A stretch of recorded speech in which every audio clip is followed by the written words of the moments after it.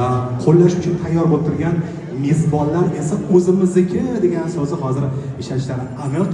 Begzod Murodov kechamizning mehmoni. Begzodjon, xush kelibsiz. Yana bir bor, yana bir tantana muborak bo'lsin deymiz.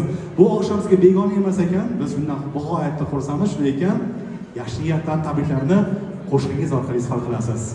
Qo'llab qo'yamiz, qarsaginglar.